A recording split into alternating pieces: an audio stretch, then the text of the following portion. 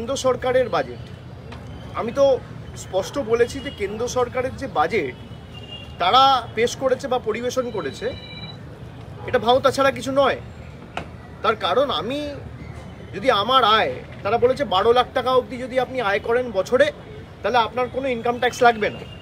কিন্তু আমার আয় যদি 12 লাখ টাকা বছরে মানে মাসে 1 লাখ টাকা, এবার যে মাসে 1 লাখ টাকা আয় করে তাকে তো জিনিসপত্র কিনতে হয়, খাওয়ার জল খেয়ে তো বেঁচে থাকবে না। তাকে চা খেতে গেলে দুধ কিনতে হয়, চিনি কিনতে হয়, চা পাতা কিনতে হয়, দুটো বিস্কুট কিনতে হয়, জল ছাড়া সবেতেই জিএসটি।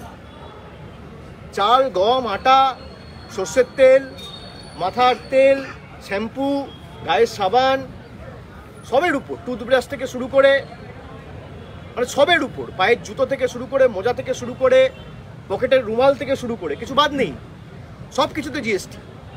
তা একজন যদি জিএসটির বাবদে যে 1 লাখ টাকা মাসে কামায় আর বছরে 12 লাখ টাকা কামায়, তাকে 98,000 টাকা খালি জিএসটিতে দিতে হচ্ছে। একদিকে আপনাকে বলছে 80,000 টাকা রিবেট দিচ্ছে আর 98,000 টাকা জিএসটি দিয়ে নিয়ে নিচ্ছে।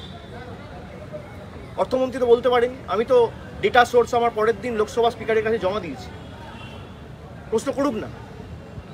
এর উপর টোল ট্যাক্স রয়েছে, এর উপর সিকিউরিটি ট্রানজাকশন ট্যাক্স রয়েছে, এর উপর 1000 রকমের সেস রয়েছে, সারচার্জ রয়েছে, এক্সাইজ ডিউটি রয়েছে, এগুলো কে ধরবে? আর ইনফ্লেশন যে হারে বাড়ছে, বছরে 6% করে যদি ইনফ্লেশন বাড়ে, 3 বছরে 18%, এর দায় কার? তারা তথ্য পরিসংখ্যান সামনে রেখে বলুক না। বিরোধীরা দিশাহীন, কিছু না কিছু বলতে হবে। আমাকে বাজেটের প্রথম দিন আপনারা যখন প্রতিক্রিয়া নিয়েছিলেন, আমি বলেছিলাম আমি পুরো পড়বো তারপর বলবো। আমি না জেনে না শুনে কেন বলতে যাব? আমি পড়েছি, আমি দেখেছি। ফাঁকা কলসির মতো, ফাঁকা কলসির আওয়াজ বেশি। আলটিমেটলি বাজেটে কিছু নেই। আপনি বলুন না বাংলার জন্য কি বরাদ্দ করেছে। আমরা এমনি এমনি তো এদেরকে বাংলা বিরোধী বলি না। আজকে বাংলার জন্য আমি যদি রাজনৈতিকভাবে দেখি তাহলে বিজেপির 12টা এমপি রয়েছে বাংলায়, আর বিহারেও 12টা এমপি রয়েছে। তা বিহারকে এত কোটি কোটি বিহারকে দিক, আমাদের আপত্তি নেই, অন্য রাজ্য পাক, কিন্তু বাংলা ধারাবাহিকভাবে বঞ্চিত থাকবে কেন? বাংলার মানুষ ভোট দেয়নি বলে, বাংলার মানুষ এদের কাছে আত্মসমর্পণ করেনি বলে, মেরুদণ্ডটা বিক্রি করেনি বলে, এদের পায়ে মাথা নত